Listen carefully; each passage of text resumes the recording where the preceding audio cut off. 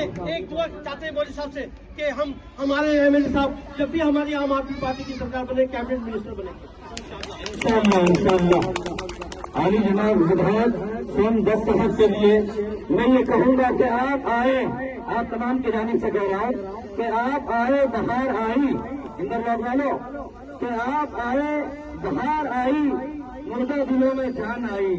आप आए, बहार आई, मुर्दा दिलों में जान आई। बेहद बहुत शबनम के आंसू फूल पर, ये तो वही किस्सा हुआ, आंखें मेरी भीगी हुई, चेहरा तेरा उतरा हुआ। माशाल्लाह हमारे मान्यवर मंत्री बनेंगे, यकीनन बनेंगे। आपकी कला तो हमेशा देखते रहते हैं, आज बच्चों को परफॉर्मेंस कर रहे हैं। जय हिंद, जय भारत। ठीक है जी।